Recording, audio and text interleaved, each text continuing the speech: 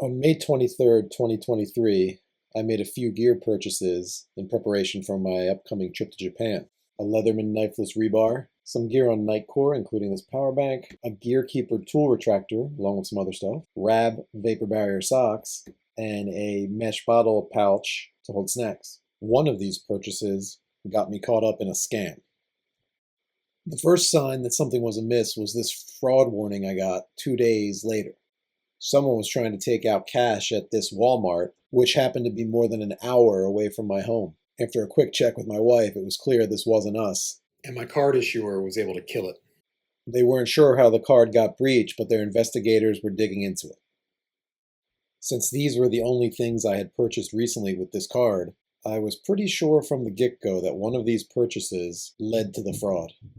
I hadn't paid much attention to the confirmation emails I got when I made the orders, but with my suspicions raised, I went back and checked them. All of the purchases had legitimate, normal emails, except for one. These are the emails I got for that purchase. Strangely, I got two confirmation emails for this single purchase. The emails had many of the red flags you might expect in a fraudulent email. So which of the purchases was this? The vapor barrier socks. However, I didn't buy them from Rab or from any well-known retailer.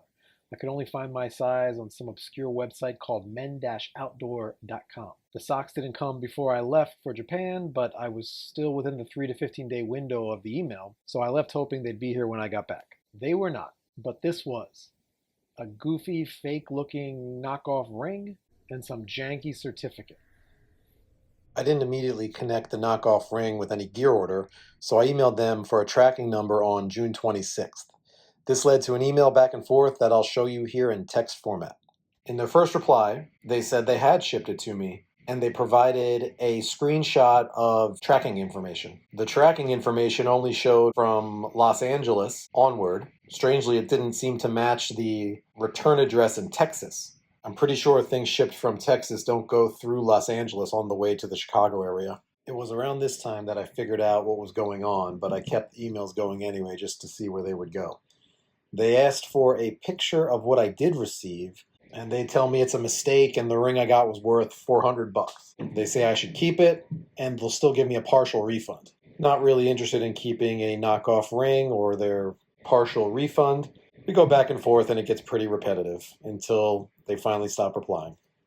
2 days after the emails ended on the 29th, this credit from the Rose Loves Off the showed up on my credit card statement. I didn't connect it with the original purchase until the dispute process played out, but it wasn't exactly the amount I had paid for the vapor barrier socks. So despite the emails, they did provide a full refund after all.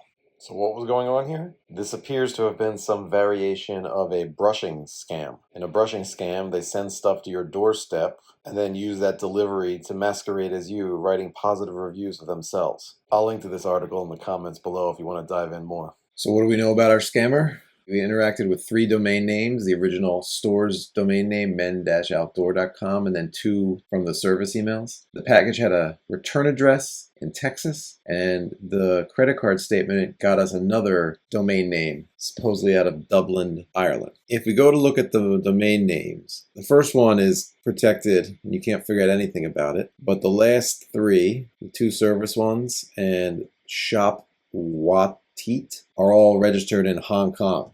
So that tracks with this apparently coming through Los Angeles. If something's getting shipped from China, that's where it's probably going to go. So most likely we're dealing with Chinese scammers here. If we go to look at the actual websites, men-outdoor is now down. Nothing's appearing there. That's why I used a screen grab from the Wayback Machine earlier to show anything existed at all. Nothing on the 2 service domain names, but Shop Watit is alive and well, selling carpets. I definitely did not buy any carpets. As for the return address, I suspect that they may actually be victims too.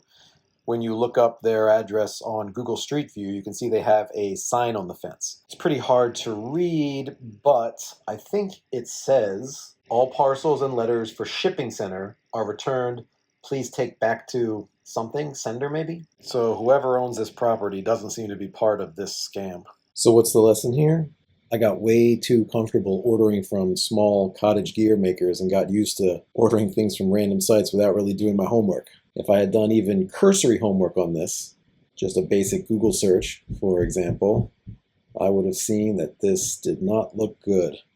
Clicking through to a few of those, it was pretty easy to see that this website is not a good place to be ordering from.